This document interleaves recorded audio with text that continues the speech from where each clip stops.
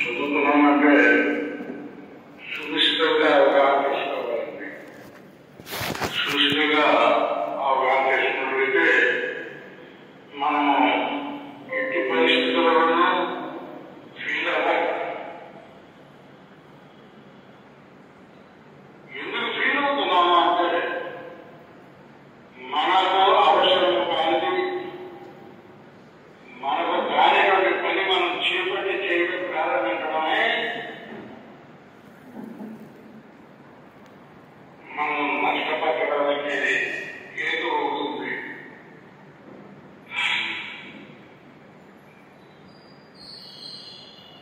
అందరూ అన్ని పనులు చేయలేరు. అందులో అన్ని వ్యవహారాలను ప్రతిపక్షులు కాలేరు. అంచేత ఎవరికి ఏ పని అవసరమో ఆ పని ఆయన నిర్దేశించి నిర్ణయిస్తాడు. అందుకే ఆయనకి అవకాశం ఇవ్వాలి అంటాడు విష్ణుబాబు. అంచేత మనం మేనబాబాను విశ్వసించడం అనేటువంటిది ఏ కోరిక లేకుండా ఎట్టి పరిస్థితుల్లోనూ మేనబాబాని ఏమీ కోరకుండా ఉండాలి. ఎందుకు కోరకూడదు అంటే ఆయన సర్వము తెలుసు కనుక. సర్వము తెలిసిన సర్వజ్ఞత్వములో నాకు ఎప్పుడు ఏది అవసరమో ఆయన ఇవ్వగలిగే సమర్థం. అంటే సర్వసమర్థుడైనటువంటి ఆ దేవదేవుణ్ణి నేను విశ్వసించడం నా కర్తవ్యం. అటు నా దేవదేవుణ్ణి ప్రేమించడము నా లక్ష్యం, నా జీవిత లక్ష్యం. మనమంతా మనం ప్రేమించుకుంటాము, మన కుటుంబ సభ్యులను ప్రేమించుకుంటాము, మన ఆత్మీయులను ప్రేమించుకుంటాము, మన బంధుమిత్రులను ప్రేమించుకుంటాము. ఈ ప్రేమలో కూడా తరతమ భేదము ఉన్నది. తరతమ భేదములు పాటించి మనం ప్రేమిస్తూనే ఉన్నాం. కానీ ఈ తరతమ భేదములకు ఉండేటువంటి సమస్తము కూడా ఏ ప్రభు అయినటువంటి పరమాత్మలో ఉన్నవో అంటే పరమాత్మగా మనం ప్రేమించడం ద్వారా ఇంకా ఏ తరతమ భేదములు పాటించగానే అందరినీ ఆ దైవముగా ప్రేమించగలిగేటువంటి అవకాశం ఉన్నది.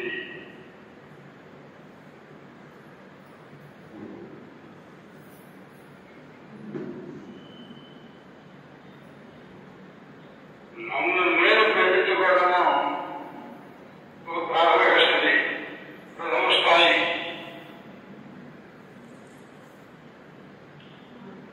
నా భార్య బిడ్డలను ప్రేమించడం అనేటువంటిది రెండవ స్థాయి.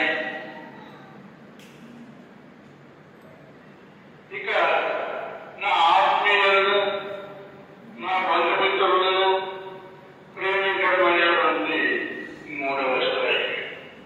ఈ రెండు తరతమ భేదములను పాటిస్తూ ఈ ప్రేమ అనేటువంటిది వ్యక్తమవుతుంది. వాస్తవానికి ఇది ప్రేమ కాదు,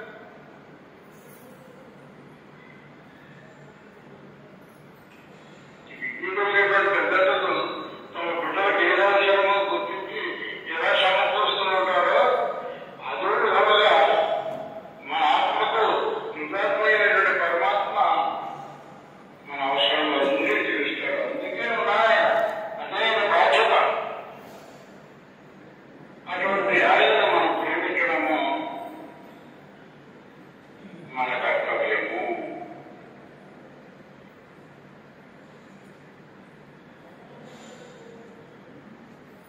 అందుచేత మన వెనకాల వచ్చేటువంటి జనరేషన్ పిల్లలకి ఏమి మీరు మీ అబ్బాబాకు నమస్కారం చేసినంత మాత్రం చేత మీరు సహాయం చేస్తారు అనేటువంటి ధోరణి ఇవ్వద్దు. అది మంచిది కాదు. నెమ్మదిగా తీసేయండి. మీ అబ్బాబా దేవుడు ఈ సృష్టికంతకి సహాయం చేయడానికి అవతలకి వచ్చినటువంటి అవతార పురుషుడు, మన సంరక్షకుడు. ఆయన మనకు అవసరమైనటువంటి సహాయం చేస్తాడు. ఆయన సహాయం పొందడానికి మీ కృషి మీరు చెయ్యండి. ఆయన సహాయం పొందడానికి అవన్నీ మీరు సంపాదించుకోండి. మీ కృషి మీరు చేయండి. ఆ విధంగా మీకు మేరబాబా సహాయం చేస్తాడు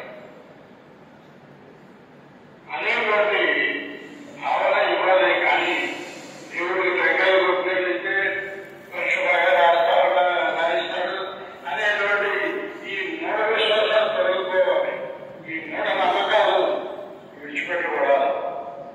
అప్పుడు నిజమైనటువంటి విశ్వాసము మా జాగ్రత్తం అవుతుంది, వ్యక్తం అవుతుంది.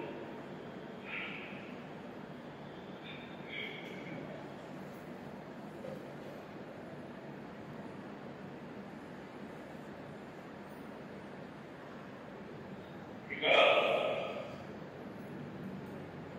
మేరబాబా ప్రేమికులుగా, మేరబాబా కార్యకర్తలుగా మనము ఏమి చేయాలి? మన కర్తవ్యం ఏమిటి?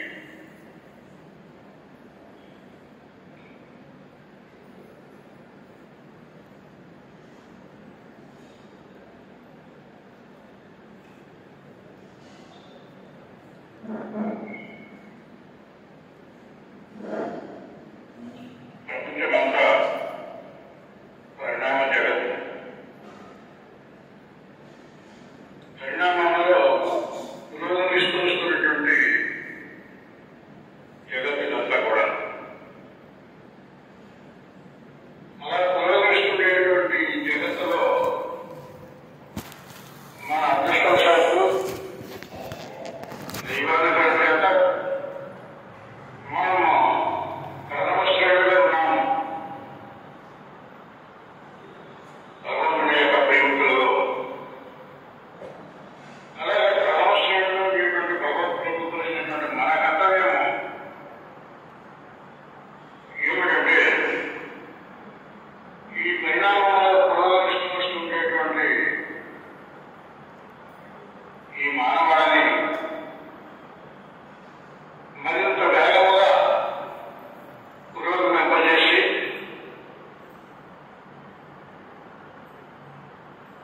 వారు పరిణామ క్రమములకు పురస్కరించుకునేటువంటి రీతిలో ఆ ఆత్మలు ఏ మార్గాన్ని అవలంబిస్తున్నారు, ఏ విశ్వసించకూడనటువంటి విశ్వాసంలో కొట్టుకుపోతున్నారు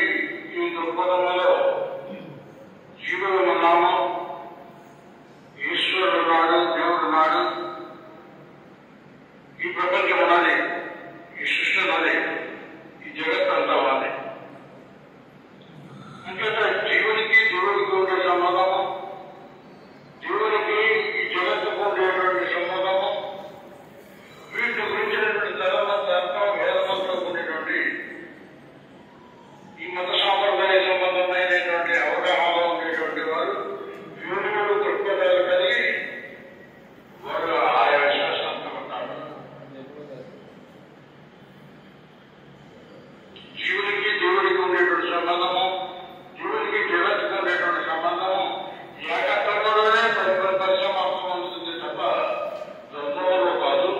అది ఏకమై ఉన్నది.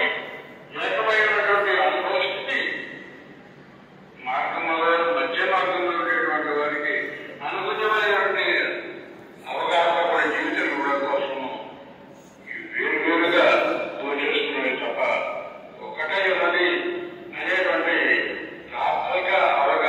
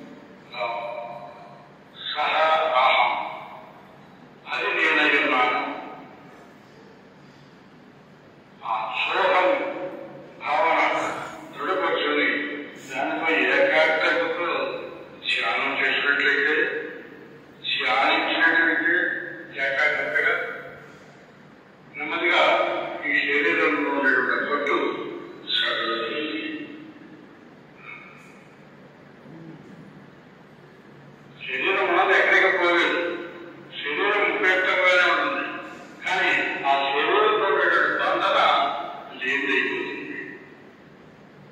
ఆత్మమైన నీవు ఉపయోగించుకునే పరికరము నీకు తెలుస్తలేదు. అదేవిధంగా ఆత్మమైనటువంటి నీవు ఉపయోగించుకునేటువంటి పరికరము మనస్సు.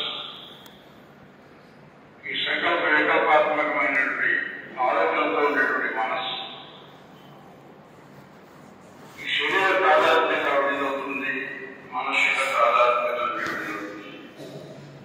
క్రమంగా ఏకాగ్రతతో ధ్యానించినటువంటి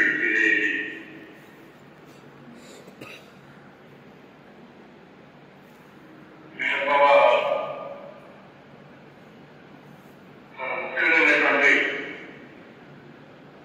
శిష్యులకు ఇచ్చినటువంటి ముఖ్య సందేశం, ప్రథమ సందేశం మై విష్ నా వాంఛితము అనేటువంటి సందేశము ఇచ్చారు మెహర్ బాబా తన శిష్యులకు. శిష్యుడు అనేటువంటి ఏ వ్యక్తి అయినప్పటికీ కూడా శిష్యుడుగా ఉండేటువంటి ఏ వ్యక్తి అయినప్పటికీ కూడా తన ప్రియతములకు తన ప్రియతముల యొక్క ఇచ్చ నెరవేర్చడానికి ఎలా సంసిద్ధుడై ఉన్నాడో అలాగా నా వాడబడేటువంటి వారు నా ఇచ్చ నెరవేర్చడానికి అనుగుణ్యముగా ఈ సందేశం ఇస్తున్నానని చెప్పి మేము ఇస్తారు. మై విష్ అనేటువంటి మెసేజ్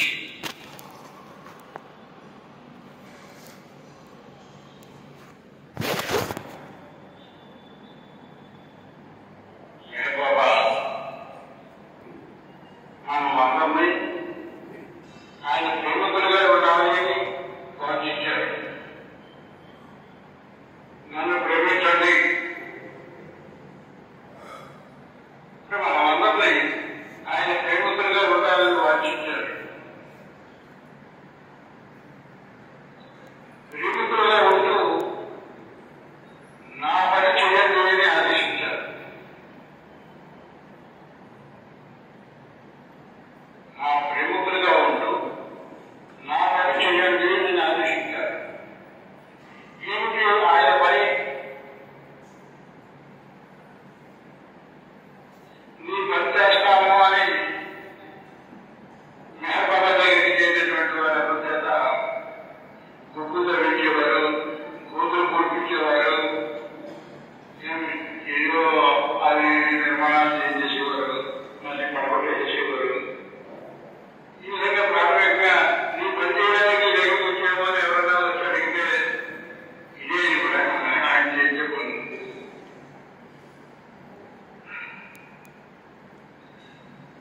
ఇక ఈ కార్యకష్టంలో కూడినటువంటి ఈ పనులు సరిపోతాయి, ఆ మనసుకు చాలు లేదా ఈ శరీరానికి చాలు అనుకునేటువంటి వారికి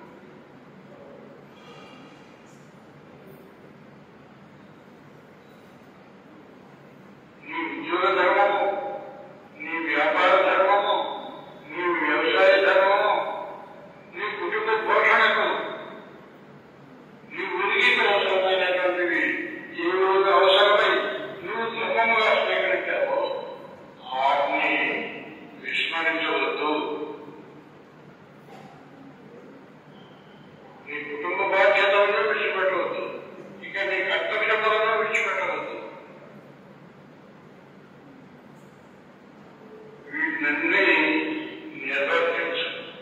ఈ విధంగా ఇవన్నీ మెహర్ బాబాయే అని.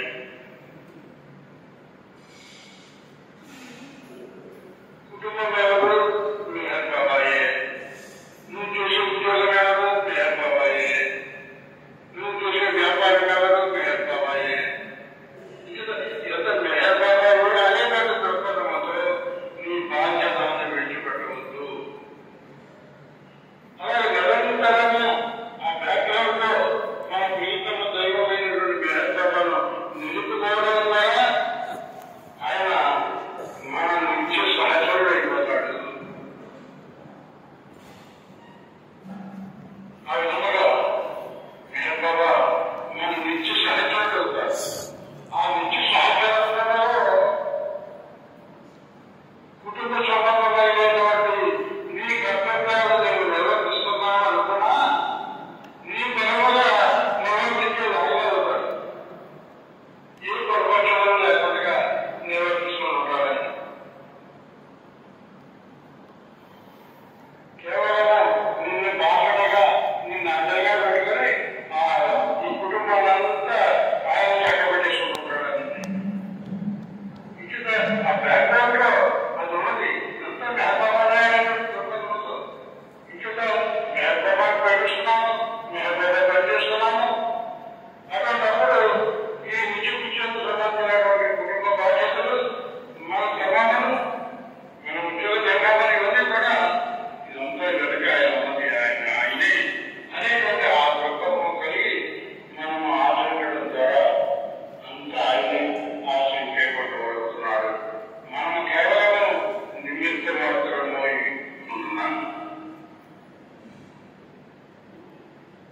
ఆ వ్యక్తి చూడండి ఎంత చక్కగా కుటుంబాన్ని నిర్వర్తించుకుంటున్నారో అనిపించుకుంటాడు. ఇంకా ఆ బ్యాక్గ్రౌండ్ లో సర్వశక్తి సంపన్నుడైనటువంటి సర్వజ్ఞుడైనటువంటి ఆ మహత్వం ఉన్నాడు కాబట్టి ఆ విధంగా ఆయన నిర్వహించుకుంటాడని. ఇదంతా నేనేం చేస్తున్నాను అనేది అహంకారం కలుగుతుందా? ఎక్కడెక్కడికైతే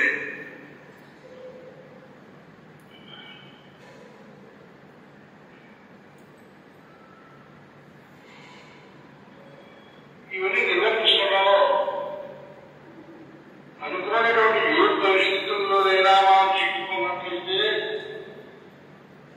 ఈ సంస్కారములు మాయ వీటి సంబంధంగా ఏ చిక్కుల్లోనైనా చిక్కుకున్నట్లయితే ఇదంతా మెహర్ బాబా కల్పన. మెహర్ బాబా కల్పించి ఈ పరిస్థితుల్లో అందించాడు అనేటువంటి భావన శుద్ధిగా పెట్టుకుని నిశ్చితంగా మనం ఉన్నట్లయితే అదంతా మంచిగా అయిపోయినట్టు జరిగిపోతుంది. ఎందుకంటే సూర్యుడు ఎప్పుడైతే ఉదయించాడో అప్పుడు మంచంతో ఎలాగైతే పట్టపెట్టలు అయిపోతుందో అదేవిధంగా జ్ఞాన సూర్యుడు మానవుడు ప్రకాశించేటప్పటికీ ఇదంతా